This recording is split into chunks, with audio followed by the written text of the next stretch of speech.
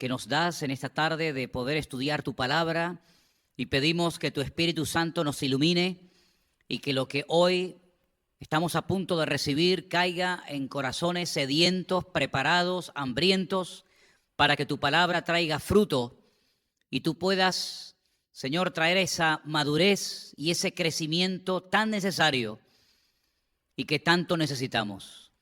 Pedimos tu ayuda y tu dirección a partir de estos momentos, en el nombre de tu amado Hijo Jesús. Amén y amén.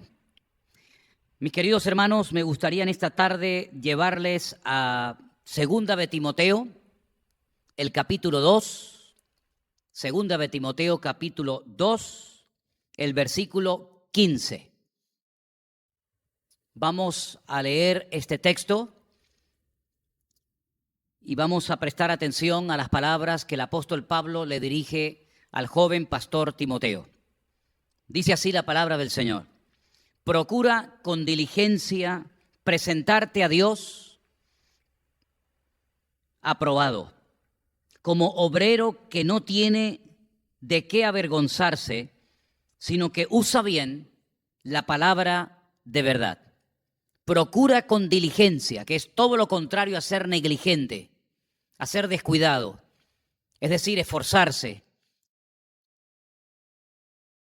para que delante de Dios seas una persona aprobada, como un obrero que no tiene ningún área de su vida, nada en su ministerio de lo cual avergonzarse, sino que te conviertas en una persona que sabes utilizar, no manipular, no sacar de contexto las Escrituras, sino que sepas usar correctamente, acertadamente la palabra de Dios.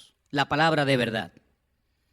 Timoteo sabía perfectamente que la responsabilidad que había caído sobre sus hombros era inmensa. En estos últimos días yo he estado compartiendo por las mañanas en los devocionales cosas que estoy sacando de las cartas que el apóstol Pablo le escribió a Timoteo. Auténticas perlas. Enseñanzas extraordinarias, prácticas, todas y cada una de ellas. Porque el objetivo del apóstol Pablo es que Timoteo se terminara con el paso del tiempo convirtiendo en un hombre de Dios. Y eso lleva tiempo. Y eso no es fácil. El apóstol Pablo oraba al Señor para que Timoteo fuera un obrero útil. Un obrero que fuera una bendición, no solamente en la iglesia que pastoreaba en la ciudad de Éfeso, sino que toda persona que lo conociera, toda persona que fuera ministrada por él, fuera tremendamente bendecida. Parece mentira, pero ya en el primer siglo abundaban los falsos apóstoles, los falsos maestros, los falsos profetas, que visitaban las iglesias y aprovechando ese supuesto título del cual presumían y decían tener, lo único que hacían era confundir la fe de los recién convertidos, sembrar cizaña en los corazones de la gente. Y por eso el apóstol Pablo se preocupa en que Timoteo no se termine convirtiendo en uno más, sino que sea un hombre útil, un hombre que sea un auténtico instrumento en las manos del Señor, que a través de su vida, a través de su ejemplo, a través de su testimonio, de su mensaje, las iglesias, el pueblo de Dios, fueran edificados y pudieran ser bendecidas las vidas de las personas que le iban a oír. Pablo está lejos de Timoteo, pero Pablo le envía varias cartas a este joven pastor para que él tenga herramientas, para que él sepa cómo debe de comportarse en el ministerio. Hermanos queridos, hemos aprendido a comportarnos tal vez en el puesto de trabajo. Hemos aprendido a comportarnos cuando vamos a un cine o a un teatro o a una reunión de la índole que sea. Pero la palabra de Dios nos dice que también tenemos que aprender a comportarnos en la casa de Dios. Y los que estamos en el ministerio tenemos también que pedirle mucha sabiduría al Señor para saber cómo ministrar adecuadamente. Porque la responsabilidad es enorme. Miles, millones de vidas En muchas ocasiones dependen de esa palabra, dependen de ese mensaje que van a recibir, que puede llevarlos a una dimensión, a un nivel superior, o pueden terminar destruyendo la vida, el entusiasmo, la fe, el gozo. Hasta una auténtica ruina se puede producir en una vida cuando no se le está enseñando adecuadamente la palabra de Dios. Por eso yo en esta tarde quisiera extraer de las cartas del apóstol Pablo a Timoteo algunas palabras que me han llamado mucho la atención. Pero antes de hacer referencia a esas palabras, permítame decirles que si ustedes leen detenidamente las dos cartas de Pablo a Timoteo, se van a dar cuenta de que él habla de la oración, algo tan importante en la vida de un ministerio, en la vida de una congregación, en la vida de un creyente. Orar, saber orar, porque la oración eficaz del justo puede mucho. Y Pablo oraba por Timoteo, y Pablo tenía que convertirse con el paso del tiempo en una persona que supiera orar adecuadamente según la voluntad de Dios. Es tan importante saber orar que los discípulos le pidieron en una ocasión al maestro: Señor, enséñanos a orar, como Juan el Bautista también enseñó a orar a sus discípulos. Hay gente que no sabe orar. Hay gente que solamente se dirigen a Dios cuando quieren pedirle algo, cuando tienen una necesidad urgente, pero en el fondo no saben orar. Solamente recurren a la oración o a lo que ellos llaman o creen que es la oración cuando están con la soga al cuello, pero se olvidan que la oración fundamentalmente es conversar con Dios, es tener íntima y profunda comunión con Dios. Eso es fundamentalmente lo que es la oración. Pablo le habla también acerca de la fe y destaca la fe de Timoteo como una fe no fingida, fe que había habitado primeramente en su abuela y posteriormente en su madre. Y Pablo dice: estoy seguro que en ti también, porque el elemento de la fe es imprescindible, es fundamental. Sin fe es imposible agradar a Dios. Y por eso Pablo también le habla acerca de la importancia de tener una fe viva, bien puesta, bien cimentada en Dios y en su palabra. Pero Pablo también le habla en las cartas que le manda a Timoteo acerca de las traiciones. Pablo menciona a personas que viajaron con él durante su ministerio aquí en la tierra. Menciona a Demas, menciona a un tal Alejandro el calderero, que le había causado muchos quebraderos de cabeza, muchos problemas. Porque Timoteo tiene que entender que todo en el ministerio no va a ser bonito y aplausos. Y qué lindo y qué maravilloso y qué bien habla y cuánto me ministra y qué sabio es usted y qué culto y esto y aquello, sino que habrá momentos en los que puedes sentir traición y abandono por parte de personas que hasta trabajaron contigo en el ministerio durante un tiempo. Y Pablo sabía perfectamente lo que era ser traicionado y abandonado. La escuela de la soledad la conocía perfectamente. Pablo le advierte a Timoteo de que tanto en su época, durante su ministerio, como en los postreros días, muchos apostatarían de la fe. Yo sé que para algunos esto no les entra en la cabeza. ¿Cómo una persona puede apostatar de la fe? Pues dice la Biblia que el Espíritu Santo había hablado claramente de que en los postreros días algunos apostatarían de la fe. Así que no te rasgues las vestiduras cuando oigas esto, porque los últimos tiempos nos van a mostrar cómo todo lo que se profetizó en la palabra de Dios se va a cumplir. Y una de las cosas que vamos a ver es un período terrible de apostasía, de rechazo, de burla al evangelio. Incluso, con dolor en el alma les digo, de personas que tal vez se congregaron durante años y que al final se apartan de los caminos del Señor. Le habla acerca de los requisitos que tienen que cumplir los diáconos y los ancianos, o los que anhelan servir al Señor en el ministerio a tiempo completo. Porque como dije en uno de los devocionales en estos días pasados, para convertirnos realmente no nos pide el Señor ningún requisito, sino simplemente que nos arrepintamos, que le pidamos perdón, que confesemos con nuestra boca que Jesús es el Señor, que Él murió en la cruz, que el Padre lo resucitó de los muertos, Es decir, no hay no hay ningún requisito realmente para ser salvo, sino simplemente que te arrepientas de todo corazón y aceptes a Cristo como tu Señor y Salvador personal. Pero cuando quieres servir a Dios, cuando quieres servir al Señor en la obra, claro que hay requisitos, muchos requisitos. Y puedes leerlos en la carta que Pablo le escribe a Timoteo, en una de ellas, de cómo tienen que ser personas con una buena preparación, no un neófito, para que no se envanezca, no se le suba el éxito a la cabeza, como a tantos les ha pasado. Una persona que tiene que gobernar bien su casa, porque Pablo dice y presenta el siguiente argumento: el que no sabe gobernar su casa, ¿cómo pretende dirigir y pastorear y atender la iglesia, donde hay tanta gente con tantos problemas y con tantas necesidades y tanta gente diferente? Pablo le dice a Timoteo que hay que cumplir una serie de requisitos, tanto para ser un diácono como para ser un anciano, una persona dedicada a tiempo completo al ministerio. Y hay de nosotros cuando nombramos o nombran a personas sin cumplir con estos requisitos bíblicos para servir al Señor.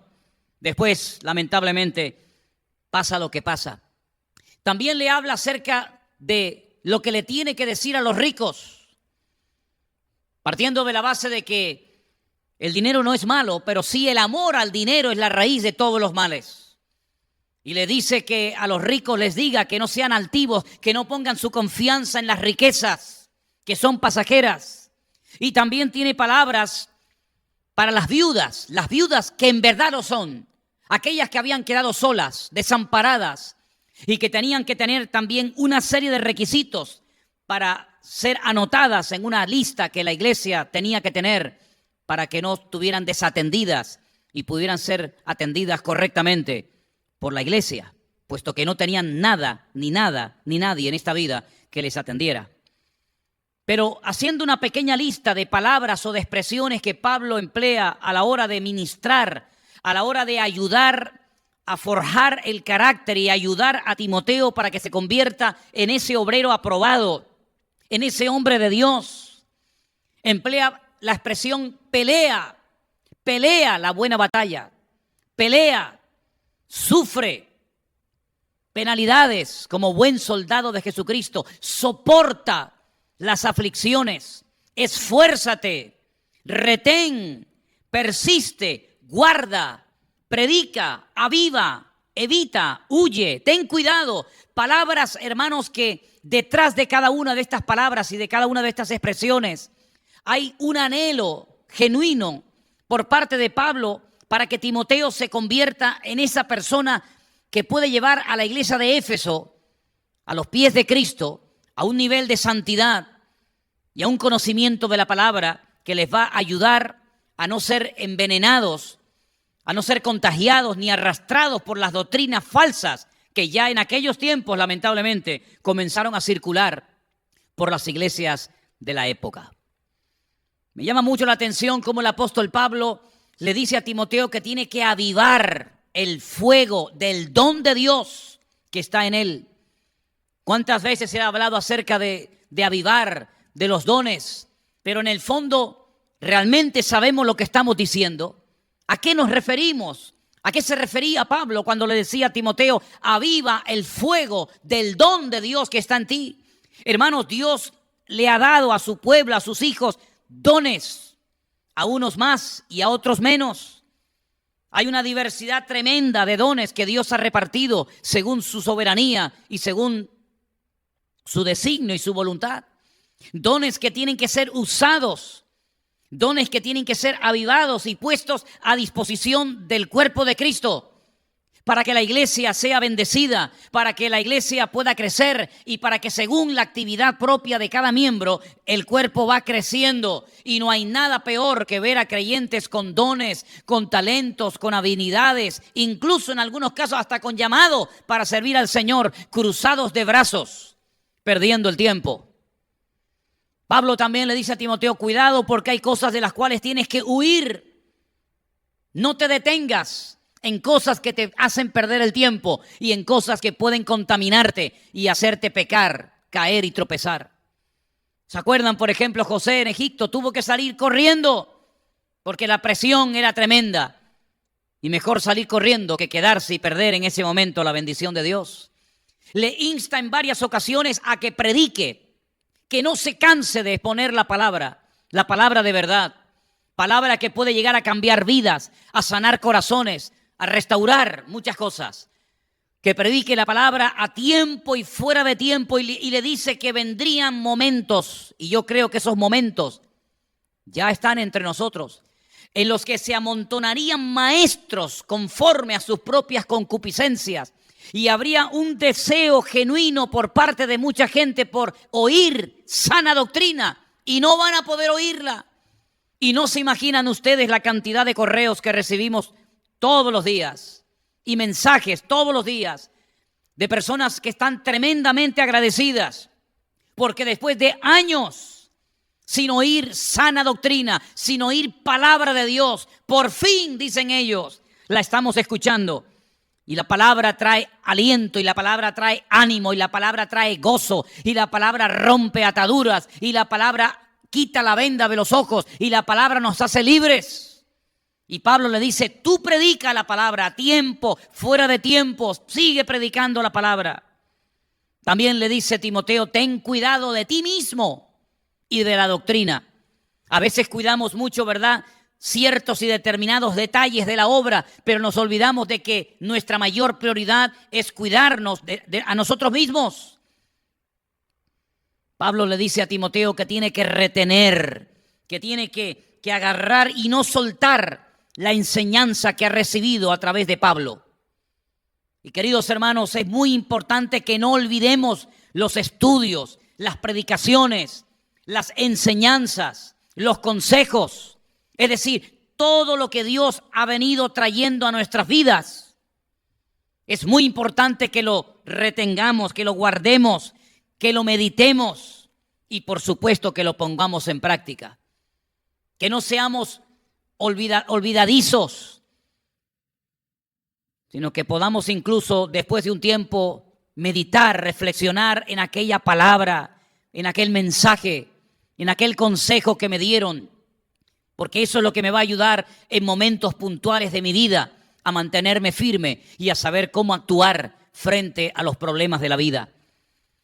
Pelea, sí, habla acerca de los agricultores, habla acerca de los soldados, habla acerca de los atletas, cómo eran personas que se esforzaban, que peleaban, que luchaban, que se abstenían de ciertas cosas, que se cuidaban, que entrenaban. ¿Para qué? Para estar siempre preparados para cualquier contingencia que pudiera surgir.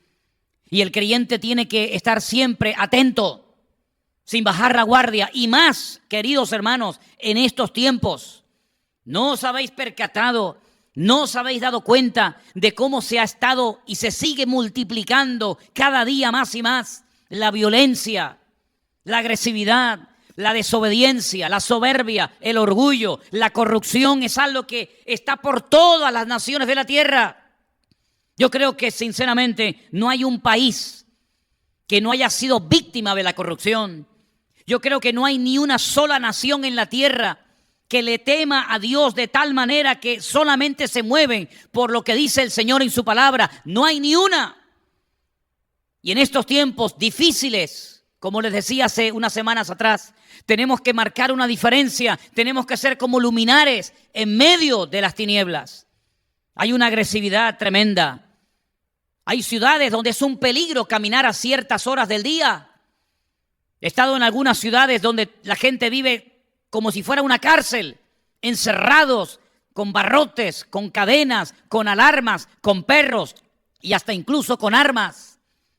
Porque la maldad, la violencia, como en los días de Noé, va a ser una de las características de los últimos tiempos. No solamente la violencia, la desobediencia, la rebeldía, la incredulidad, la apatía, la burla, sino que dice incluso que habrá gente amadores de los deleites más que de Dios. ¿Cómo se puede amar más al mundo que a Dios? Es algo que no nos entra en la cabeza, pero es un hecho, es una realidad. Por eso Pablo le dice que él tiene que huir, que él tiene que evitar y que él tiene que retener y guardar ciertas cosas en su mente, en su corazón, para que se convierta en ese obrero aprobado, en ese hombre de Dios que puede ser de una tremenda bendición a miles y a miles de personas en su generación. Es verdad que Timoteo no escribió ninguna carta. No tenemos en el Nuevo Testamento ninguna carta escrita por Timoteo. Sí tenemos cartas escritas por Santiago, por Pedro, por Juan, por el apóstol Pablo, evidentemente, pero ninguna por Timoteo, pero da igual. Dios no lo usó, Dios no lo levantó en su época para escribir epístolas, pero Dios sí lo levantó para retener toda la enseñanza recibida por medio de la boca y de las cartas del apóstol Pablo, para que él pudiera convertirse poco a poco, a pesar de su juventud, a pesar de sus múltiples enfermedades, a pesar de los pesares, que él se pudiera convertir con el paso del tiempo en un auténtico hombre de Dios. Y la pregunta que yo les hago a todos ustedes en esta tarde es la siguiente: ¿quieren ustedes convertirse en hombres y en mujeres de Dios? ¿Les interesa a ustedes realmente crecer y madurar en el reino de Dios? ¿O han entrado en un conformismo, han entrado en una rutina, en un letargo espiritual y se olvidan que los últimos tiempos, los únicos que van a poder resistir el fuego de la prueba van a ser aquellos hombres y mujeres que le entregan todo sin condiciones, sin reservas al Señor Jesucristo? Ser un hombre y una mujer de Dios no es fácil, lleva tiempo. Vas a ser probado por el fuego. Vas a tener que pasar por el valle de sombra y de muerte. Vas a ser sacudido. Vas a ser probado en todas las áreas de tu vida. Pero no te digo esto para asustarte, sino para decirte que cuando pases o estés pasando ya por esas luchas, por esas dificultades, no tengas ningún temor. Porque como decía en el devocional de hoy, el Señor ha prometido estar con nosotros todos los días hasta el fin del mundo. Las palabras finales del apóstol Pablo a Timoteo son tremendas. Permítame que las vuelva a leer en esta tarde. Son muy interesantes. En la segunda carta del apóstol Pablo a Timoteo, como yo decía en esta mañana, él menciona a personas que tenían que haber estado con él en el momento más duro y difícil de su vida, pero no estuvieron. Se fueron, lo abandonaron, lo dejaron. Incluso algunos creándole problemas, como el caso de Alejandro y otros. Le pide a Timoteo que vaya pronto a visitarle. Le pide que le lleve el capote que dejó en Troas, que le lleve libros, mayormente los pergaminos. Qué tremendo. Un hombre que sabe que le quedan tal vez pocos días, semanas de vida y todavía tiene curiosidad y anhelo y deseo de aprender y de leer y de profundizar en las Escrituras. Qué tremendo, qué ejemplo de hombre. Pero él llega a decir: en mi primera defensa, ninguno estuvo a mi lado. ¿Cómo es posible que un hombre tan conocido, tan popular, tan querido, tan admirado, no hubieran hermanos en ese momento con él a su lado? ¿Cómo es posible que un hombre que siempre estuvo acompañado de miles de personas, en el momento en el que lo llevan frente a las autoridades romanas, él diga: ninguno estuvo a mi lado? Pienso también en Juan el Bautista, que se quedó también totalmente solo. Y allí le cortaron la cabeza por denunciar el pecado del rey de la época.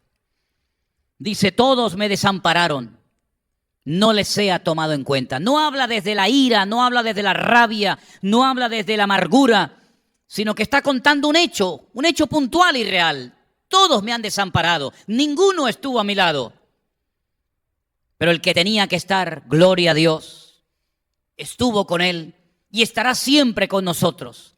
No importa el momento, el lugar, la circunstancia, la dificultad o la pandemia o lo que sea, el que tiene que estar siempre estará con nosotros. Pablo dice en el versículo 17, segunda de Timoteo 4:17, pero, gloria a Dios por este pero, el Señor estuvo a mi lado y me dio fuerzas para que por mí fuese cumplida la predicación y todos los gentiles oyesen. Así fui librado de la boca del león. Y el Señor me librará de toda obra mala y me preservará para su reino celestial. A Él sea la gloria por los siglos de los siglos. Amén. Gloria a Dios.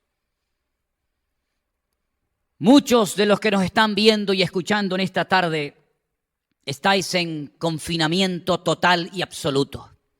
Me consta por hermanos con los cuales hablo casi a diario o muy frecuentemente, que hay algunos hermanos, algunas familias en algunos países donde llevan ya casi 5 meses encerrados de confinamiento. Nadie, absolutamente nadie sabe hasta cuándo va a durar todo esto. Algunos dicen que la vacuna o las vacunas en plural están próximas a salir. Otros dicen que no, que todavía es demasiado pronto para hablar de una vacuna. Mire, sea como sea, yo no quiero que a ningún creyente que me escuche y me oye hoy le entre temor, le entre la duda, le entre la incertidumbre, le entre pánico. Porque el que sabe lo que va a ocurrir, el que sabe cuánto va a durar esta situación, es nuestro Dios. Y quiero recordarles a todos ustedes en esta tarde, en el nombre del Señor, que nuestro Dios está sentado en su trono y todo está bajo el control de Dios. Él no ha perdido el control. Él sabe lo que hace. Y hoy nos dice el Señor: calma, pueblo mío, no teman. He aquí, yo estoy con vosotros todos los días hasta el fin del mundo.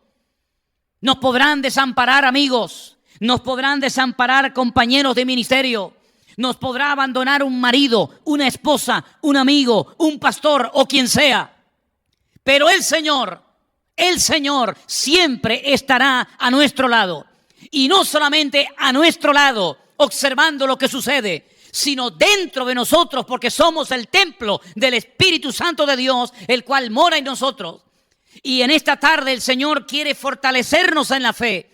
Y nos dice el Señor a través de su bendita palabra lo mismo que le decía Pablo a Timoteo: aviven el fuego del don de Dios que está en ti. ¿Cuál es tu don? ¿Cuál es el área en la que Dios te ha usado? ¿Cuál es el área en la que sabes que eres de bendición, aunque no termines de creértelo? ¿Cuál es el área en la que sabes que cuando haces eso, el Señor te usa? Aunque tal vez te dé vergüenza, aunque tal vez te dé temor, aunque tal vez tengas miedo escénico, no importa, pero si reconoces, y además te lo han dicho miles de veces, que en ese área cuando te mueves Dios te usa y Dios toca corazones, aviva ese don y úsalo para la honra y para la gloria del Señor. Has aprendido lecciones, has aprendido cosas durante este confinamiento, reténlas, guárdalas, interiorízalas, no las olvides. Porque ellas son las que van a dar estabilidad y firmeza a tu vida. Estás a punto de desanimarte, de tirar la toalla y decir: ya no aguanto más. No, pelea, sigue peleando hasta el final. Sigue corriendo hasta el final. Porque solamente los que terminan la carrera reciben el premio. Sé fiel hasta la muerte, dice el Señor, y yo te daré la corona de la vida. No es cuestión de correr un tiempo, amados hermanos. No es cuestión de estar un tiempo animados. Es cuestión de estar todos los días animados. Es cuestión de caminar cada día en victoria, en santidad y en obediencia a nuestro Dios. Y todo lo que el Señor esté permitiendo, le daremos a Él siempre la gloria y la honra. Porque nuestro Dios no nos va a fallar, porque en Él no hay injusticias. Porque Dios es la justicia personificada. Amados hermanos, ¿cuántos mensajes han oído ustedes? ¿Cuántos sermones habéis escuchado? Tenemos más de 800 mensajes allí en nuestro canal de YouTube. Algunos de ustedes me llaman, me escriben, me mandan mensajes y me dicen que cada día escuchan 2, 3, 4 y 5 y están horas y horas escuchando mensajes. Gloria a Dios. Está bien. Pero todo lo que oigan, todo lo que el Señor te transmita y traiga a tu vida a través de esas enseñanzas, a través de esos estudios, a través de los devocionales, a través del programa donde damos respuesta a preguntas que hermanos nos hacen llegar, todo eso, no lo olvides, reténlo, guárdalo, atesóralo en lo más profundo de tu corazón, para que cuando llegue la prueba, cuando llegue el momento de dificultad en la vida, puedas mantenerte firme y puedas marcar una diferencia y puedas ser una luz en medio de las tinieblas. Nunca en la vida podíamos haber imaginado, por lo menos yo, que íbamos a vivir este tipo de situaciones. Cuando comencé en el ministerio en el año 1981, jamás se me pasó por la cabeza que vería con mis propios ojos y experimentaría en mis propias carnes lo que estamos viviendo y lo que estamos experimentando en estos últimos meses. Jamás me lo podía haber imaginado. Cuando comencé hace meses a dar aquellas clases de escatología, de las cuales después se editó un libro, jamás en mi vida pensé que iba a venir un confinamiento a nivel mundial, donde miles y miles, millones y millones de hermanos estarían confinados en sus casas. Pero yo sé perfectamente que el Señor lo ha permitido todo esto para recordarnos, número uno, que Él viene pronto. Sí, hermano, Cristo viene pronto. Él no retarda su promesa, según algunos la tienen por tardanza, sino que es paciente, paciente para con todos, deseando, anhelando que todos procedan lo antes posible al arrepentimiento. Ese es el motivo por el cual aún el Señor no ha venido, porque le está dando oportunidad al planeta Tierra a millones y a millones de seres humanos que todavía no se han arrepentido y han tenido el gozo de la salvación. Número 2, para limpiar y santificar a su iglesia, Dios le ha dado tiempo a los cristianos. Aquellos que decían, no tengo tiempo para orar, ahora tienes todo el tiempo del mundo para orar. Aquellos que decían, no tengo tiempo para leer la Biblia, ahora tienes todo el tiempo que quieras para leer y estudiar la Biblia. Aquellos que decían, algún día me comprometeré con el Señor, algún día me tomaré en serio mi relación con el Señor. ¿Saben cuánta gente en este tiempo de confinamiento se han reconciliado con el Señor? ¿Saben cuántas personas le han pedido perdón a Dios por el tiempo perdido, por las vanidades en las que cayeron y se han restaurado y le han pedido perdón al Señor y ahora quieren ir en serio? No somos conscientes de la repercusión mundial que está sucediendo a través de la exposición y predicación del Evangelio. Y también, cómo no, este tiempo está sirviendo para probarnos en la fe. Porque ya no es tiempo de teorías, ya no es tiempo de sueños y de planes. Es tiempo de poner en práctica la fe. Aquella fe que recibiste tal vez de tus padres, aquella fe que recibiste de tus antepasados, pero que ahora te toca a ti poner en práctica la fe que tienes en Dios y en las promesas del Señor. Sea como sea, mis queridos hermanos, es un tiempo de restauración, es un tiempo de cambios, es un tiempo en el cual Dios está tratando con su amada iglesia, también con el mundo, también con las naciones. Pero lo que ahora quiero decir es que la iglesia del Señor tiene que agradecer este tiempo, a pesar de lo que ha ocurrido, a pesar de lo que todavía falta por ocurrir. El Señor no retarda su promesa, el Señor está con nosotros y Él quiere hacer una obra genuina en tu corazón y en nuestros corazones. Por eso les invito en este momento a orar. Ahí donde están, sé que hay muchos hermanos que están en naciones distantes, lejanas a nosotros, pero que a través de las redes sociales nos sentimos cercanos. Hermanos de Argentina, de Colombia, de México, de Estados Unidos, de Centroamérica, hermanos de todas las partes del mundo donde nos están viendo y escuchando, hermanos del Centro Evangélico Vida Nueva, del Puerto de la Cruz, de Santa Cruz, donde quiera que ustedes se congreguen. Hoy es tiempo de buscar a Dios de todo corazón. Hoy es tiempo de poner en práctica aquellas palabras, aquellos imperativos que Pablo le decía a Timoteo que pusiera. Esfuérzate, retén, persiste, evita, predica, aviva, sufre, pelea. Es el tiempo de poner en práctica toda la teoría aprendida y de ponernos en línea con Dios y de aprovechar el tiempo, porque los tiempos son peligrosos, los tiempos son difíciles, pero mayor es el que está en nosotros que el que está contra nosotros.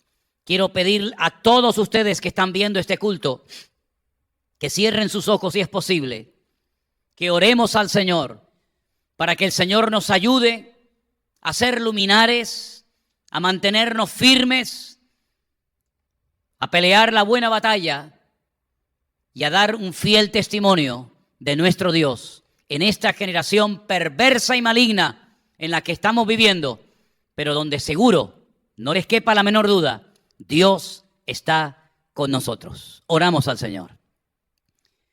Padre Celestial, muchísimas gracias en esta tarde, Dios mío, por este privilegio que nos das de escudriñar tu palabra preciosa. Señor, aviva tu obra en medio de los tiempos. Que tu pueblo se levante, Señor, que tu pueblo se una, que tu pueblo se comprometa contigo. Y gracias, Dios mío, por los consejos, por el ánimo, por las palabras del apóstol Pablo a Timoteo, que hasta el día de hoy a nosotros nos sirven como aliento, como anclas para la fe. Señor, guárdanos de la hora de prueba que ha de venir sobre todas las naciones de la tierra. Aviva tu obra, tu amada iglesia, protégela, visítala, mi Dios. Y que haya genuino arrepentimiento, santidad verdadera, auténtica, fe, Señor, no fingida en nuestras vidas. Y que podamos ser instrumentos útiles en tus preciosas manos.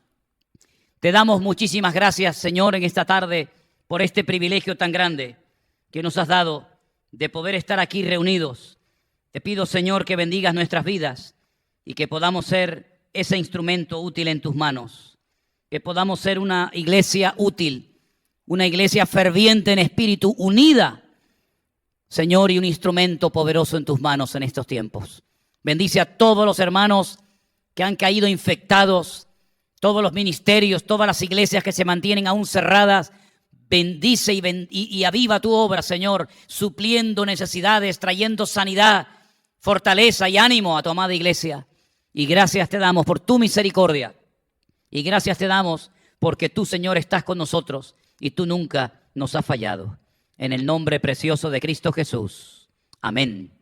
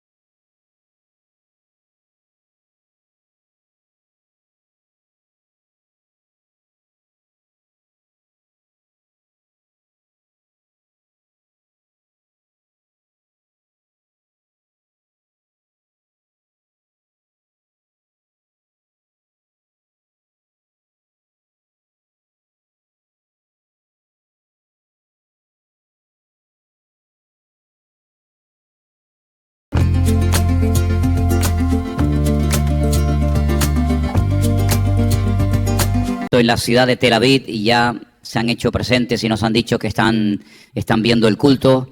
Ellos tienen una televisión. El sábado el vuelo salía más o menos temprano y teníamos miedo de tal vez de perder el vuelo. Entonces viajamos el día anterior y nos hospedamos en la casa del pastor Tony Quintero, un hermano que tiene una preciosa iglesia en Madrid y que hace muchos años este hermano, este joven, se convirtió con nosotros cuando pastoreábamos una iglesia aquí en Tenerife y según él, yo no me acordaba, yo también lo bauticé y hoy en día está casado y vive en la ciudad de Madrid y él nos hospedó y estuvimos la noche del viernes con él en su casa y bueno, fue una bendición recordar viejos tiempos y compartir cosas del Señor. Y al día siguiente nos llevó un poquito por los alrededores de donde él vive para enseñarnos un poquito la zona, que por cierto es muy bonita, en la zona norte de Madrid. Y ya el día sábado salimos para Israel. Allí hemos estado toda la semana. Y una vez más nos acompañó un grupo de hermanos que ya habían estado anteriormente, son todos hermanos de distintos países, por ejemplo, hay de Perú, había algún boliviano, había también de Ecuador, una chica que también era brasileña, que también se bautizó, tuvimos la oportunidad de celebrar un bautismo en el río Jordán el día que subimos a Galilea. Y la otra parte del grupo era la primera vez que iban, así que eran prácticamente todos de la misma iglesia, salvo uno o dos personas, y fue un tiempo muy, muy especial. El calor se hizo notar muchísimo, hacía muchísimo calor, y ya cuando llegaba la hora del mediodía ya estábamos ya, no digo asfixiados, pero ya a la playa. Nunca habíamos llevado en estos 13 años que estamos llevando grupos a Israel, nunca habíamos llevado un grupo a la playa, y lo pasaron de maravilla. Toda la costa de Israel, desde el sur hasta el norte, todos son playas y playas y playas, una detrás de otra. Y ese día fue un día, digamos, de tranquilidad, de relax. El tema es que sí, unas playas muy bonitas, una arena muy preciosa, pero el mar estaba infectado, no de tiburones, sino de medusas. Me dediqué con un palo a sacar docenas y docenas de medusas, algunas eran enormes. En mi vida había visto unas medusas tan enormes, claro, son medusas bendecidas, están en Tierra Santa, son medusas gigantes, ¿no? Y a Miriam le picó una. A Miriam le picó una medusa, lo pasó muy mal porque la picadura, el roce de una medusa es algo muy, muy molesto y pica y es algo muy desagradable. Pero bueno, estuvimos allí ese día y tuvimos la oportunidad de estar también con el hermano Adolfo, que es esta familia que viven en Tel Aviv, donde se están quedando ahora mismo Miriam. Y bueno, visitamos pues muchos lugares. Ellos, el grupo que había estado en Israel, hay un lugar muy, muy bonito en Israel que no solemos ir, pero en esta ocasión los quise llevar a una montaña que hay una panorámica preciosa que es donde está enterrado el profeta Samuel. No solamente está enterrado allí el profeta Samuel, sino que allí era el lugar donde Samuel presentaba los sacrificios del pueblo. No había templo y por lo tanto la gente tenía que subir a lo alto de esa montaña, que hay una panorámica, una visión preciosa de muchos montes y ciudades de Israel. Incluso cuando el día está despejado se puede ver hasta la costa de Tel Aviv, la costa del Mediterráneo. Y allí han hecho un edificio, un monumento enorme. La mitad del edificio es una mezquita musulmana y la otra mitad es una sinagoga. Y allí estuvimos en ese día, en ese lugar realmente precioso, y luego subimos al techo del edificio y allí, bueno, empezaron a sacar fotos y aquello era una detrás de otra y fue un tiempo realmente muy hermoso. Siempre solemos tener la última noche una reunión de testimonios y todos, absolutamente todos los que fueron, vinieron muy bendecidos, vinieron muy tocados. Muchos decían que durante años lo que han estado leyendo de la Biblia, luego cuando llegan allí, leyendo o viendo a veces en películas, cuando llegan allí, resulta que es totalmente diferente de como te has imaginado, ¿no? Y una de las cosas que decían es que generalmente en las películas de Hollywood, las películas donde aparece la figura de Jesús, siempre se ve a 3 personas ahí arriba, en lo alto de una montaña, crucificados y nada más lejos de la realidad. A las personas no se les crucificaba en lo alto de las montañas, sino en el valle, en el camino, ¿verdad? En el camino por donde transitaba la gente para que aprendieran a no rebelarse contra el Imperio Romano y así un montón de cosas. Tuvimos la oportunidad de estar en el huerto de Getsemaní, que por cierto estaba vacío. Es que generalmente en el mes de julio y agosto no va nadie más que nosotros los locos. Mes de julio y agosto no va nadie. Yo creo que hasta los camellos pasan calor. Y estábamos solos en el huerto de Getsemaní y tuvimos un tiempo precioso. Luego celebramos la Santa Cena en el Jardín de la Tumba. Es un lugar muy bonito. Y allí con nuestro hermano César, que es un hermano paraguayo que trabaja allí. Allí tuvimos un tiempo muy hermoso. Muchos fueron quebrantados. En fin, tuvo un tiempo de quebrantamiento celebrando la Santa Cena en ese lugar tan importante, ¿no? El sepulcro y al lado el monte de la Calavera. Pero los hermanos se tenían que marchar el sábado y ellos querían quedarse más tiempo. Ellos dicen, nos hubiera gustado quedarnos un día más, pero como el vuelo de ellos salía el sábado a las 4 de la tarde, pues nos tuvimos que bajar muy temprano porque era el Shabbat y no hay tanto transporte como cualquier día de la semana. Entonces, cuando llegamos al aeropuerto, pues eran como las 11 de la mañana, porque ya no había más transporte para bajar. Y ellos me decían, qué lástima que nos vamos en este día tan bonito, en este día de Shabbat, en este día en el que las comidas son mucho más abundantes, hay un ambiente muy lindo.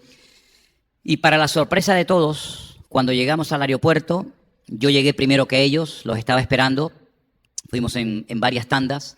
Resulta que cuando llego al aeropuerto, estoy esperando a los hermanos que vengan de Jerusalén, y en unas pantallas gigantes donde aparecen todos los vuelos, con las puertas, los horarios, etcétera, resulta que veo que el vuelo de ellos, que era un vuelo directo desde Tel Aviv hasta Bruselas, el único vuelo estaba cancelado. Y yo digo, no puede ser, será un fallo de la pantalla, será...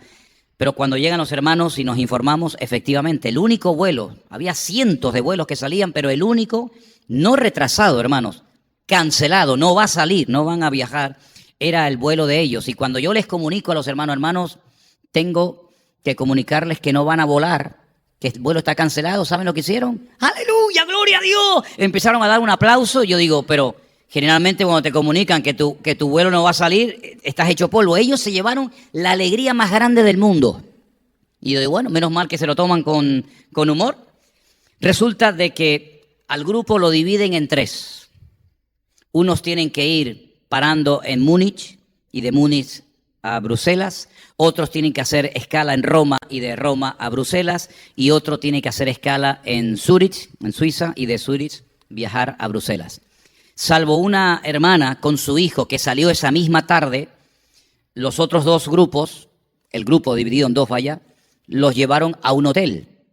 Pero cuando nosotros estamos en la casa del hermano Adolfo, y comienzan a mandarnos fotografías del hotel al que los mandaron, ya me hubiera gustado a mí que cancelaran también mi vuelo, porque los mandaron a uno de los mejores hoteles de Tel Aviv, un hotel de lujo, espectacular, y empezaron a sacarse fotografías de los jacuzzi, de las piscinas, de los almuerzos, de los buffets, y dijeron, mira, no solamente pudimos estar un día más completo en Israel, sino con todos los gastos pagados en hotel de 5 estrellas, en plena primera línea de playa, y bueno, yo me alegro mucho por ellos porque se cumplió su deseo de quedarse una noche más en Israel y además en unas condiciones que nosotros no le íbamos a poder proporcionar. Así que me alegro mucho por ellos y las fotografías que me mandó Elena, que ellos mandaban, bueno, estaban como niños con zapatos nuevos. Era para ellos, imagínate tú, ¿no? Quedarte en ese nivel.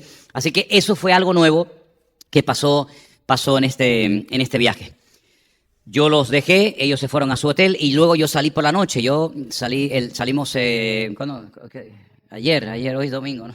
Salí el sábado por la noche y tuve que hacer escala en Estambul y de ahí pasé prácticamente toda la noche hasta las 7 de la mañana que cogí el vuelo que me llevó a Madrid y luego llegué a Madrid como a las 10:30 de la mañana y a las 2:30 de la tarde cogí el vuelo que me trajo aquí a Tenerife. Así es que todavía no sé si estoy en Estambul, si estoy en Garcilaso de la Vega, tengo todavía una morcilla, he cambiado 3 veces de horario, he cambiado de varios continentes, pero lo que sí me quedo sorprendido es ver cómo Dios ha puesto en nuestro alcance medios para poder moverte de un lugar a otro así en cuestión de horas. Y hermano, en aquellos tiempos, cuando no existían todos estos adelantos, aquellos grandes hombres de Dios, como por ejemplo uno de ellos, el apóstol Pedro y otros, cómo recorrían con un sacrificio y con un esfuerzo tremendo, países, continentes enteros siendo perseguidos, siendo torturados, pero con esa pasión, ¿no? Con esa pasión por ganar almas para Cristo. Así que aprovechemos, hermanos, aprovechemos todos los medios que el Señor pone a nuestro alcance, no solamente el transporte, las redes sociales, etcétera, para predicar el Evangelio, porque los tiempos se acortan. Los tiempos se acortan y yo quisiera en esta tarde, antes del mensaje, quisiéramos una oración, porque vengo con una carga en mi corazón que quisiera compartir con ustedes, pero no para cargarlos, no para que se vayan, digamos, mal, sino para que reflexionemos acerca del tiempo, de los tiempos en los cuales estamos viviendo.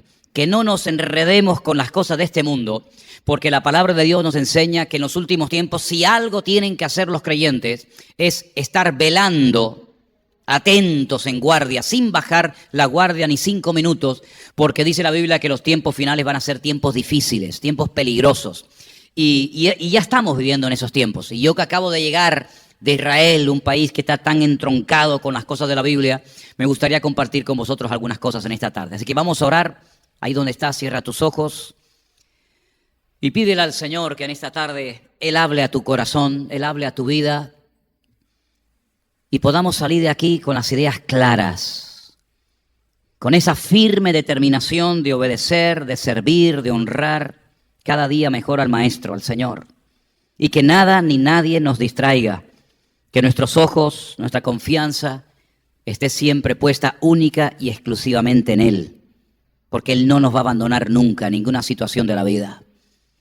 Y Señor, te damos gracias una vez más porque nos permites abrir tu palabra y leerla, y estudiarla, escudriñarla, sabiendo que tu palabra nunca volverá a ti vacía, sino que la palabra de Dios es viva, es eficaz, corta, penetra, profundiza hasta lo más profundo de nuestras entrañas.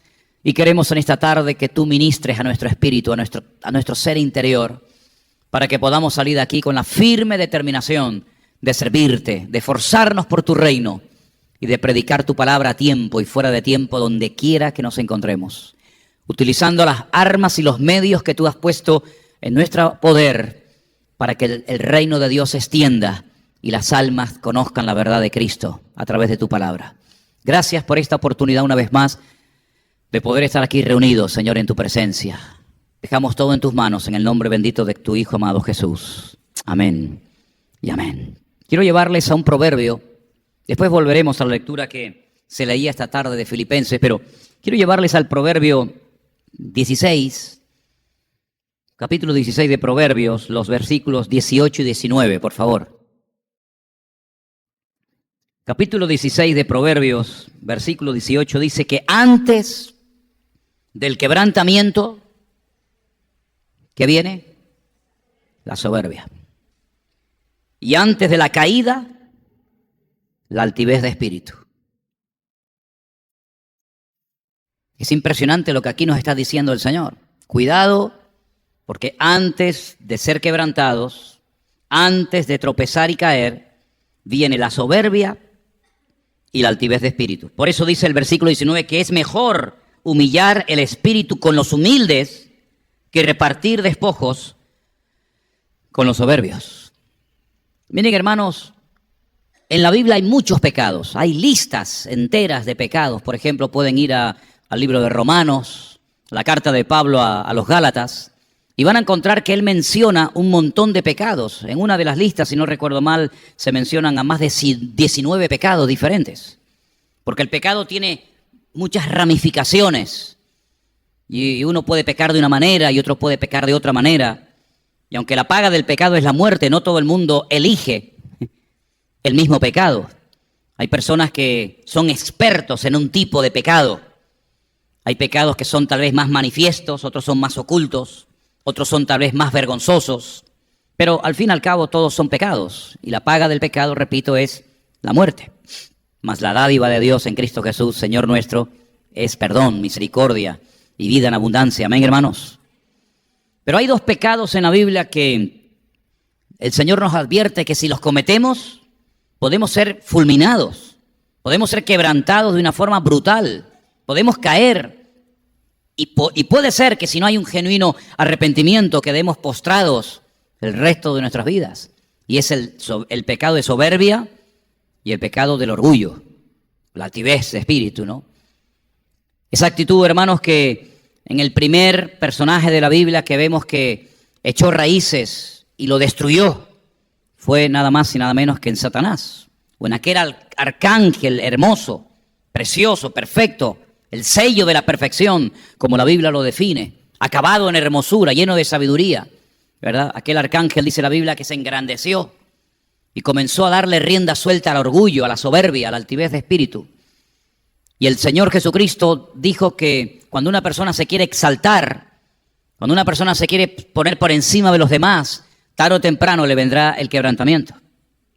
Pero también dijo el Señor en esas palabras que toda persona que adopta una actitud humilde, pues será exaltado en su momento si el Señor lo considera oportuno, ¿verdad? Y vemos que tanto en la figura del Señor Jesucristo como en la figura de Satanás o Luzbel, como se llamaba en un principio, vemos estas cosas que estoy comentando. La humildad que llevó al Señor Jesucristo a hacerse hombre, obediente hasta la muerte y muerte de cruz, y por lo tanto Dios lo exaltó hasta lo sumo y le dio un nombre que es sobre todo nombre, para que en ese nombre se doble toda rodilla y toda lengua confiese que Él es el Señor, para gloria de Dios Padre. Y vemos también en Satanás que tenía en su corazón el deseo de subiré, seré, me sentaré, porque no estaba contento con la posición que Dios le había dado, que era inmensa, era muy importante, muy hermosa, pero él quería más, él quería mucho más, él quería destronar al mismísimo Dios. Y por cuanto se exaltó, la Biblia dice que Dios lo humilló y nunca más volverá a ocupar ese lugar de privilegio que tenía en un principio. Estos dos pecados pueden brotar en cualquier momento de nuestra vida. Podemos creernos superiores, podemos creernos mejores que los demás. Y esto a veces lo podemos ver en los niños, o en los jóvenes, o en los adolescentes. Pero que nunca, jamás en nuestra vida, esa actitud de soberbia, esa actitud de creernos mejores o superiores a los demás, encuentre cabida, porque estaríamos cavando nuestra propia tumba. Es una lástima que personas, en vez de mantener la humildad, en vez de mantenerse cerca del corazón del Señor, y en vez de decir todo lo que tengo, todo lo que he podido llegar a ser, no lo he hecho por mis propios méritos, sino por la gracia, por la misericordia y por el favor de Dios, en vez de tener esa actitud y cultivarla y compartirla, lo que hacen es que se ensanchan y como el pavo real, abren las plumas y comienzan a presumir de todo lo que han hecho, de todo lo que son, de sus logros, de sus metas, de sus victorias. Y eso tarde o temprano pasa factura. Amén, hermanos. Eso tarde o temprano pasa factura. Y hay un refrán español que dice, dime de qué presumes y te diré de qué careces. Y uno puede ver personajes que tuvieron el privilegio de ser nada más y nada menos que hijos del mejor rey de Israel, como fue el rey David, de ser el príncipe, uno de los príncipes de Israel, de tener una vida cómoda, una vida sin problemas de ninguna índole, pero querer ir más allá, ¿verdad? No conformarse con ser hijos del rey David, no conformarse con vivir en un palacio, con comer bien, vestir bien, ser todo un príncipe, tener todos los caprichos sabidos y por haber. Además, la naturaleza, dice la Biblia, que dotó a este joven del cual estoy hablando, Absalón, de una belleza descomunal. Dice la Biblia que era una persona que era perfecto físicamente hablando, espiritualmente lamentablemente no, pero dice que físicamente era una persona tremendamente atractiva, desde la coronilla hasta la planta de los pies, dice que no había en él ningún defecto. Sí, este era un hombre realmente tremendamente atractivo, realmente espectacular. Y dice que tenía una cabellera que parecía la melena de un león. Y dice que una vez al año, algunos dirían, ¿cómo me gustaría a mí por lo menos tener la 10ª parte de la cabellera de Absalón, ¿no? Bueno, este dice que le pesaba tanto, llegaba un momento que tenía tanto pelo, que una vez al año se lo cortaba y estaba tan orgulloso y tan contento de su melena, ¿verdad? Yo creo que lo hubieran cogido para cualquier anuncio de champú hoy en día en televisión, es decir, que salga ¿no? Porque tenía una melena que era auténticamente la de un león. Bueno, pues él presumía de esa melena, él presumía de esa cabellera, y miren ustedes por dónde, que fue la ruina de su vida. Porque dice la Biblia que un día mientras huía montado en lo alto de una mula, dice que quedó enganchado del pelo en las ramas de un árbol, y allí dice la Biblia que colgado le lanzaron flechas y atravesaron su corazón, y allí murió Absalón. Y hace unos días estábamos justamente en la misma puerta de la tumba de Absalón. Y les dije a los hermanos, digo, miren, aquí en esta tumba, en este monumento que es tan diferente a todo lo que se ve alrededor, en pleno valle de los huesos secos, pues aquí está enterrado Absalón, el que quería ser rey, el que no se conformaba con ser príncipe de Israel. Y nadie va a visitar su tumba, nadie hace cola para ir a visitar la tumba. De vez en cuando va por allí algún despistado a sacarse alguna foto, pero sin embargo en la tumba de su padre, en el monte de Sión, del rey David, allí hay siempre 24 horas al día, 365 días al año, siempre hay gente allí visitando, honrando, pues reconociendo la grandeza del famoso rey David, ¿se dan cuenta? Es una lástima ver que gente que tiene un potencial tremendo, gente que podía haber llegado a hacer grandes cosas para el Señor por la gracia de Dios, creyendo que los dones, creyendo que las habilidades, creyendo que lo que saben o pueden hacer les levanta a ellos, en vez de poner eso a los pies del Señor, lo utilizan para beneficiarse, lo utilizan para presumir, lo utilizan para tener orgullo por encima de los demás, cuando es más bien todo lo contrario. Miren, el mismísimo Señor Jesucristo, que tenía todo, absolutamente todo. La Biblia nos enseña que adoptó la actitud más humilde que se podía adoptar en aquellos tiempos. ¿Cuál era? La de agacharse, la de inclinarse y terminar limpiándole los pies a sus discípulos. Pedro no quería que le lavara los pies, ¿se acuerdan? A mí no me lavarás nunca los pies. Pero cuando el Señor Jesucristo le dijo, si tú no dejas que yo te lave los pies, tú no tendrás parte conmigo, Pedro. Entonces él dice, no, lávame todo, de arriba abajo, todo lo que quieras.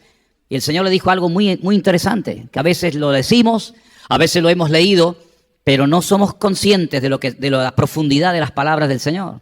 Le dijo, ya ustedes están limpios, Pedro. Yo no tengo que lavarte otra vez de arriba abajo. Ya ustedes están limpios por la palabra. Pero lo que se ensucia todos los días son los pies, porque los caminos son polvorientos. Los caminos no son de cemento, no son bonitos, sino que se pega el polvo del camino a nuestros pies. Y así es nuestra relación con el Señor. Ya nosotros hemos sido limpiados por la sangre preciosa de Jesucristo, hermanos. Amén. No tenemos que aceptar todos los días al Señor. No tenemos que aceptar al Señor Jesucristo cada día, cada semana, cada reunión, cada culto como nuestro Salvador, porque ya lo hemos hecho y ya estamos limpios. La sangre de Jesucristo nos ha limpiado de todos y de cada uno de nuestros pecados, y Él ya ni siquiera se acuerda de los pecados que hemos cometido.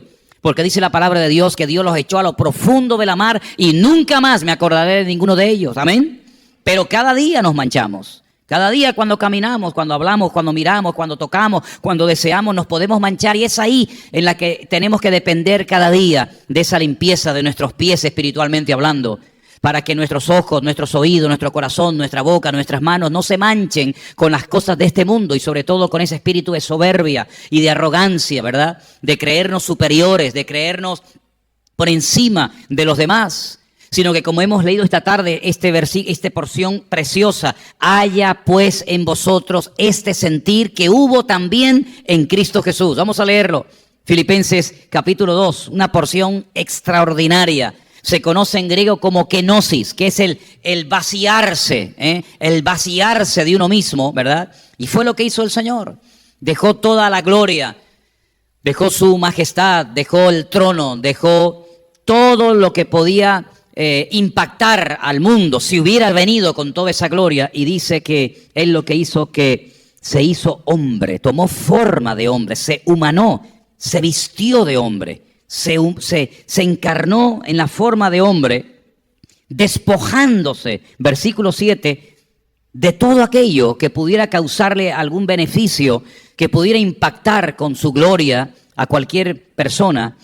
Tomó forma de siervo, Él decidió venir como siervo, se hizo semejante a los hombres, ¿verdad? Dios nos creó a su imagen y semejanza, pero Él, que no fue un ser creado, sino es un ser eterno, porque es el verbo. El principio era el verbo, y el verbo era con Dios, y el verbo era Dios. Él se hizo semejante a los hombres. Nosotros hemos sido creados semejantes a Dios, pero Él, cuando se humanó, se hizo semejante a los hombres, y estando en la condición de hombre, ya con esa condición de hombre ya creo que está bien. No, siguió se humilló a sí mismo, haciéndose obediente hasta la muerte de cruz. Fíjense cómo asocia el apóstol Pablo la humillación o la humildad con la obediencia, ¿verdad? Vuelvo a leer el versículo, presten atención. Dice, y estando en la condición de hombre, se humilló a sí mismo. ¿Y cómo se humilló a sí mismo? Haciéndose obediente hasta la muerte. ¿Y muerte de qué manera? De cruz. En otras palabras, él decidió, en la eternidad decidieron, él y el Padre, la muerte que él iba a experimentar. Podía haber elegido otra muerte, pero decidió la peor, la más humillante, la más dolorosa, la más terrible. Esa fue la que él decidió. Él decide hacerse obediente. Y hay un versículo tremendo en una de las epístolas que gracias al Señor tenemos en el Nuevo Testamento, que es la carta a los Hebreos, que dice, y por lo que padeció, aprendió obediencia.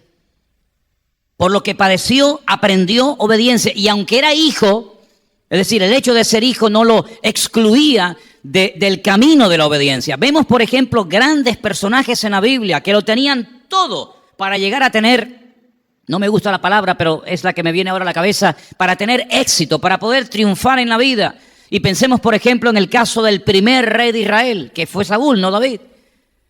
Tenía un hombre a su lado, un gran hombre de Dios que le daba buenos consejos, buenas palabras, en todo momento lo dirigió, en todo momento lo apoyó, en todo momento nunca se sintió solo. Saúl era nada más y nada menos que el profeta Samuel, un hombre que en sí mismo era un milagro. Su madre era estéril, Dios la sanó después de una oración en la que ella derramó su corazón, su alma delante del Señor. La tomaron por ebria, da igual, ella dice, yo no soy ebria, sino que yo estoy atormentada en mi espíritu, yo estoy quebrantándome delante del Señor y Dios le da un hijo y abre su matriz. Este hombre es un milagro viviente. Viendo a Samuel podemos ver una manifestación física y visible del poder de Dios, de los milagros del Señor. Pues este hombre estaba 24 horas al día pegado a Saúl. Sí, Saúl en todo momento podía pedirle consejo, en la multitud de los consejos, ¿no dice la Biblia? Está la sabiduría. Cualquier cosa que no sepas hacer, cualquier cosa que suba a tu corazón y quieras hacer, antes de hacerlo, consulta, pregunta. Ahí lo tienes a Samuel, el gran varón de Dios. Ahí estaba. Le prestaba más atención Samuel a Saúl que a sus propios hijos, porque así nos enseña la Biblia, ¿verdad? Saúl tenía la unción del Señor. Recibió ese aceite que se derramaba, ¿verdad? Como señal de la unción del Señor. Él era el Mashiach, él era el ungido del Señor en aquel momento. En un principio parece que todo iba bien, un hombre hasta que también la Biblia habla muy bien de su aspecto físico. Era un hombre alto, un hombre carismático, etcétera. Pero sin embargo, él destrozó poco a poco su vida. No fue que hoy estaba bien y mañana cayó y destruyó su vida, sino que hubo en él un proceso. Y lo que lo fue deteriorando, lo que le fue echando a perder, hasta que al final decide quitarse la vida porque ya no aguanta más, pues que fue un proceso permanente y continuo de una desobediencia a otra y una desobediencia a otra. Porque cuando se abre una puerta al pecado, ese pecado te lleva a otro y te lleva a otro y finalmente el último eslabón es la muerte. Pero si tú te acostumbras a obedecer, si tú te acostumbras a vivir en santidad, si tú te acostumbras a vivir en orden delante de la presencia del Señor, cada vez te va a costar menos obedecerle, cada vez te va a costar menos esforzarte, sacrificarte por su reino y por Él. Cada vez vas a ser más generoso, cada vez vas a ser más maduro, cada vez vas a ser más espiritual. Pero es un proceso, no es tocar un botón y ya está, sino es un día a día. Cada día muero, cada día aprendo algo nuevo y voy cultivando y voy despertando en mi vida esos deseos, y entonces va a llegar un momento en el que, como el rey David, bueno, pues es un hombre que toda su vida giraba en torno al Señor. Sin embargo, en Saúl fue todo lo contrario. La desobediencia era la tónica, era la característica principal de su personalidad. Desobediente por antonomasia. No hubo otra persona más desobediente que él. Algunos dirán, Jonás también no fue. Sí, pero cuidado, recapacitó. Se pidió perdón, volvió al lugar, empezó de cero. Es mejor empezar de cero que no terminar. Sin embargo, Saúl aparentemente se arrepentía, aparentemente se humillaba, pero al día siguiente o al rato volvía otra vez igual o peor. Y al final Saúl terminó echando su vida por la borda. ¿Te das cuenta? No se humilló nunca, jamás se humilló, jamás. Al contrario, todo lo contrario. Y ese orgullo, esa soberbia, ese creerse superior a los demás, ese creer que puedo hacer lo que me da la gana, como soy el ungido, como soy el rey, puedo hacer lo que quiera, pues lo llevó a la ruina. Y tenemos muchos ejemplos en la Biblia de hombres que lo tenían todo. Miren, por ejemplo, Uzías. No sé si lo conoce mucho, pero Uzías fue un gran hombre de Dios, un hombre muy bendecido, un hombre muy usado durante muchos años de su vida, un hombre que tuvo un largo reinado, Y la Biblia nos enseña que cuando mejor estaba, no se le ocurre otra cosa que entrar en la casa de Dios, en el templo del Señor, en aquel momento. Y dice la palabra del Señor que él quiso presentar el incienso, él quiso, en otras palabras, hacer cosas que le correspondía única y exclusivamente hacer a los sacerdotes. Le advirtieron, le dijeron: rey, el Señor te ha ungido, tú eres el escogido del Señor, pero no para funciones de tipo sacerdotal, sino para el reinado. Él no hizo caso, él no se humilló, él se enalteció. ¿Y qué hemos leído en Proverbios? Antes de la caída, ¿qué es? La altivez de espíritu, el orgullo, la soberbia. Dice: no, yo soy el rey, yo puedo hacer aquí lo que quiera. Cuando intentó hacer lo que no le permitía el Señor hacer, a pesar de que se lo advirtieron, dice que brotó la lepra, sí. En un momento le brotó aquí la frente, se le comenzó a extender la lepra por toda la cara, y dice que salió corriendo y vivió hasta el día de su muerte en una pequeña chabola, en un pequeño ranchito, en una pequeña casa, al lado del palacio. Y dice el profeta Isaías en su libro, capítulo 6, cuando murió el rey Usías, vi yo la gloria del Señor. Es un hombre que llegó hasta detener la gloria, la presencia, la bendición de Dios en todo un país. ¿Por qué? Por la soberbia, por el orgullo, por la altivez de espíritu. Empezó de maravilla, años, una bendición. Hermanos, que Dios nos guarde, ¿saben? Que Dios nos guarde de haber estado años bien, de haber servido al Señor bien, y que Dios nos guarde de meter la pata en el último trayecto de nuestra vida. Amén. Porque ¿de qué ha servido estar 40 años bien, dando testimonio, dando ejemplo, predicando su palabra, sirviendo al Señor, si al final, hermanos, hacemos un borrón y nuestra vida termina como un pésimo testimonio? Que Dios nos guarde, amén, hermanos, que Dios nos proteja. Sin embargo, en la vida del Señor Jesucristo fue todo lo contrario. Todo lo contrario. Lo insultaban, no abría ni la boca, ni decía ni mu, nada. Jamás. Decían que estaba loco, no decía nada. Decían que estaba echando los demonios por el príncipe de los demonios, no decía nada. Pilato le dijo: no me hablas, yo tengo poder para juzgarte, tengo poder para soltarte. Sí, un ejemplo total y absoluto. Estando incluso en el huerto de Getsemaní, hemos estado hace unos días, como les dije, en el huerto de Getsemaní. Dije: hermanos, aquí fue donde se decidió todo. Sin el huerto de Getsemaní, sin la rendición total y absoluta de la voluntad del Hijo al Padre, en Getsemaní no hubiera habido cruz. Fue en este lugar donde hubo un choque de voluntades. Padre, pasa de mí esta experiencia, esta prueba, esta copa, dice metafóricamente la Biblia. Dice: pero no se haga mi voluntad, sino tu voluntad. Y cuando él se da cuenta de que el Padre no va a pasar de él la copa, sino que él ha sido predestinado, por decirlo de alguna manera, para que muriera e hiciera esa obra perfecta en aquel lugar, el Señor Jesucristo lo vienen a aprender, no sale corriendo, no está asustado, no está tembloroso, sino que él tiene el gozo, él tiene la estabilidad emocional, el equilibrio interno que proporciona el hecho de estar en el centro de la voluntad de Dios. Amén, hermanos. No hay miedo, no hay temor, no hay pánico, sino que cuando dicen venimos a aprender a Jesús, dice: yo soy, no hay problema, no me oculto. Y dice que aunque todos caen al suelo, por el poder de su palabra, todos se vuelven a levantar. Y entonces es cuando Pedro, viendo que aquella caída de aquellos que habían venido a aprenderle no sirvió de nada, saca la espada y entonces dice que le corta la oreja a uno de los siervos que tenía el sumo sacerdote. Imagínense, hermano, cortarle una oreja, los gritos, la sangre, aquello tenía que ser algo terrible. El Señor Jesucristo coge la oreja, que hay que tener buena vista para ver la oreja de noche, se la pone en su sitio, cosa que ya, gloria a Dios, Yo creo que volvió a oír, no tuvo que poner un sonotón en el oído, sino que él oyó perfectamente y le dice a Pedro: escúchame bien, Pedro, guarda tu espada en la vaina, como se llame, porque el que mata a espada muere. Y que sea la última vez, esto ya lo parafraseo yo, que intentas defenderme a mí con armas carnales. Porque si yo quisiera, legiones de ángeles vendrían ahora mismo a sacarme de este atolladero. Y ahí aprende Pedro una lección, y es que las cosas del Señor no es con espada ni es con ejército, sino es con mi espíritu, dice el Señor. Y el Señor entró allí humilde, quebrantado, roto en 1000 pedazos, pero salió triunfante y glorioso. Y cuando lo vemos en la cruz, no lo vemos quejándose, no lo vemos lamentando, no lo vemos despotricando contra todos sus verdugos, sino incluso lo vemos orando, pidiendo que el Padre perdone a los que están allí torturándole. Dice, porque en el fondo, no saben, no son conscientes de lo que están haciendo, y por eso pido que les perdone, ¿verdad? Así que vemos esas actitudes de soberbia, de altivez de espíritu, de arrogancia en algunos personajes de la Biblia. ¿Cómo terminó? La ruina. Fracaso total, la muerte, la humillación, familias destrozadas, guerras perdidas, hijos destrozados. Sin embargo, lo vemos en el Señor Jesucristo. El lugar más chiquito, más insignificante, es el que elige para nacer. La forma más silenciosa y que más desapercibida pasaba o pasaría en la época de nacimiento fue la que él eligió.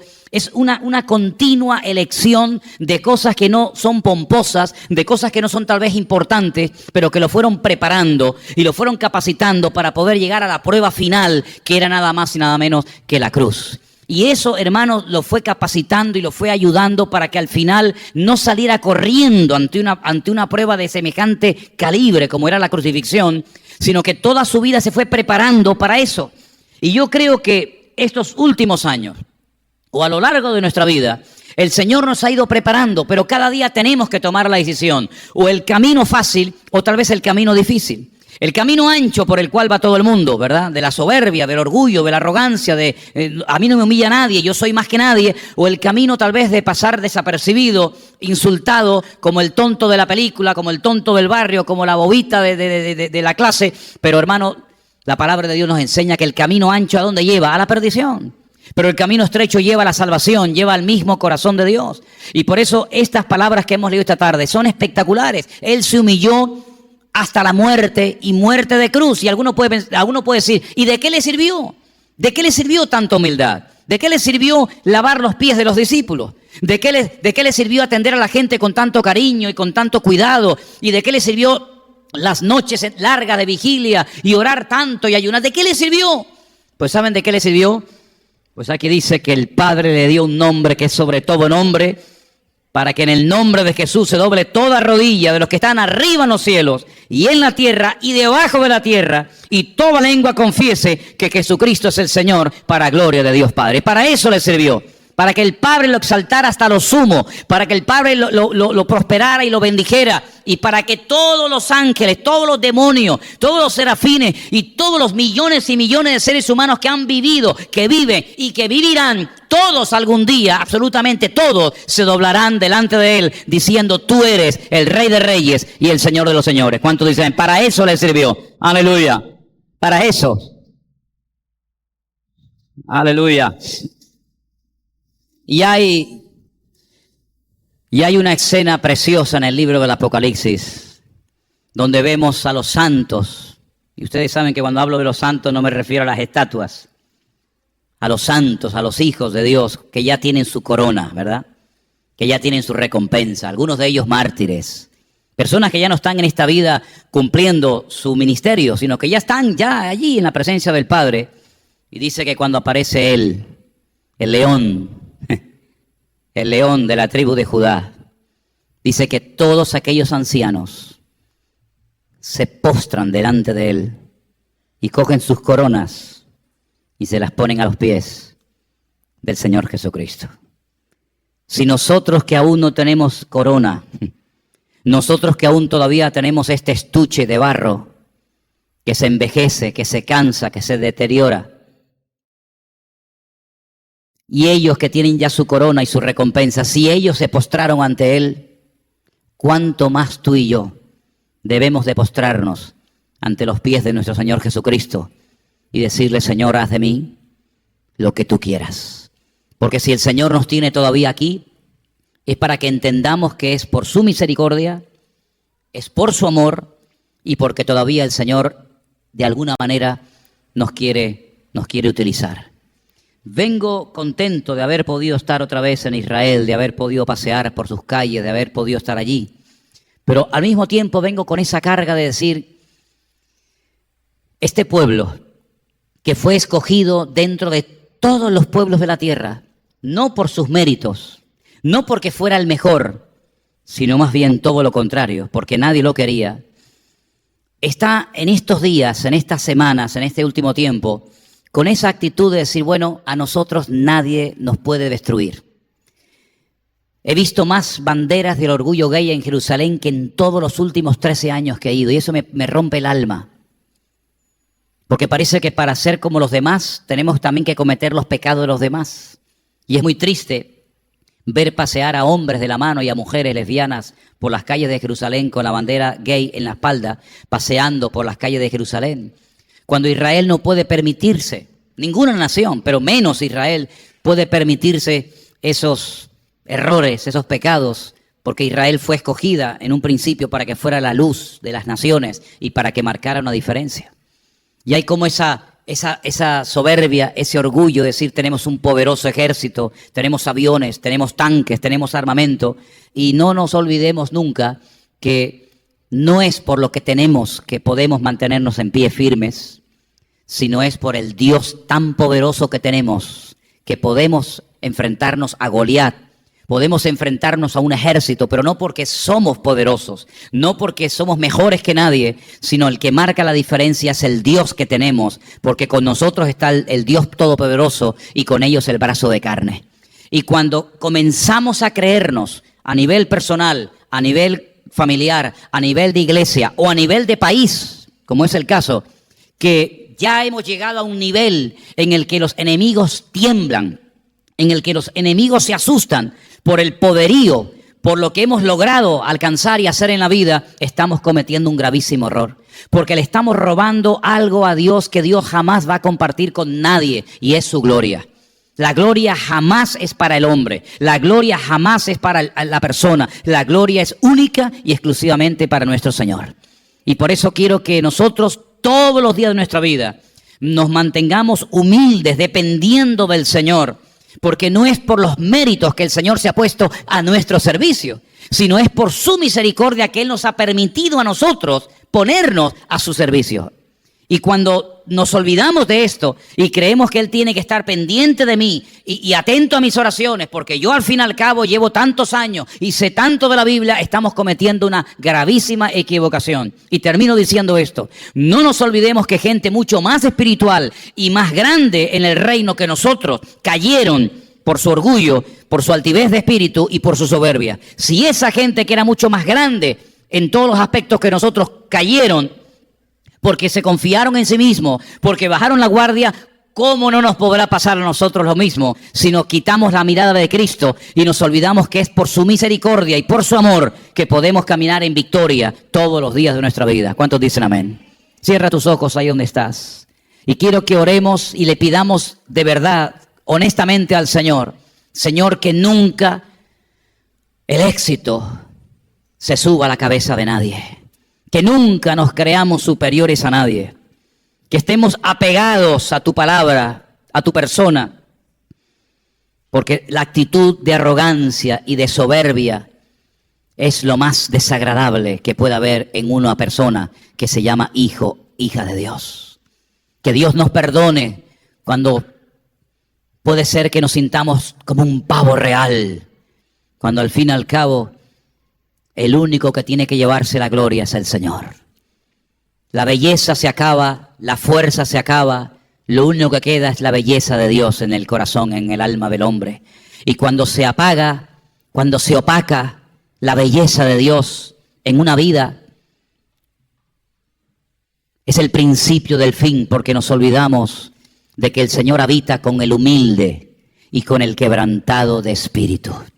Él habita en la santidad. Y Él habita, como dice el libro de Isaías, con el quebrantado y humilde de espíritu. Es allí donde Dios se siente cómodo y a gusto. Con la persona que depende de Él para todo. Con la persona que no tiene esa falsa seguridad que intenta darnos el mundo, sino con la seguridad de saber que Dios está conmigo como poderoso gigante. No es que yo me sienta fuerte y tenga más soldados que el enemigo. No. Sino que es como Él es mi luz y mi salvación, como Él es mi pastor, Y como Él está conmigo como poderoso gigante, aunque un ejército acampe contra mí, no temerá mi corazón. Pero no temerá mi corazón no porque seamos más o porque que tengamos mejor armamento o seamos más inteligentes que el enemigo. No. No se olviden que un campesino con 300 campesinos le ganó a un ejército tremendamente poderoso, sin armas, porque confió en el respaldo de su Dios, y me estoy refiriendo a Gedeón. No se olviden ustedes que Israel, la primera y tremenda victoria que obtuvo cuando cruza el Jordán y entra a la tierra prometida, fue sin espada, sin armamento, simplemente por la obediencia, por el sometimiento a la voz de Dios, a dar vueltas y más vueltas y otra vuelta y otra más y otra más y otra más, y ahora en vez de una, 7. Y cayeron las murallas inmensas de Jericó, no por la estrategia humana, no por la fuerza de la carne o de las espadas o de las catapultas, sino por la obediencia a la palabra de Dios. Y en el momento en el que perdamos esa obediencia, ese sometimiento, esa humildad a Dios, somos tremendamente vulnerables.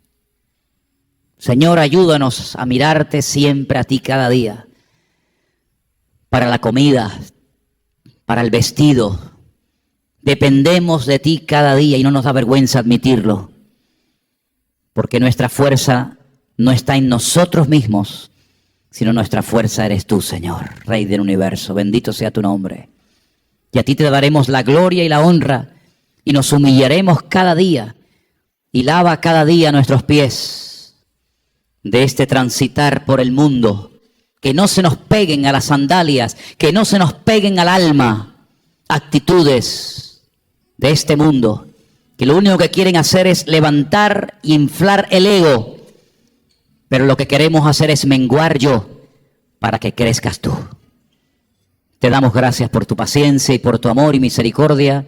En el nombre bendito de Jesús. Amén.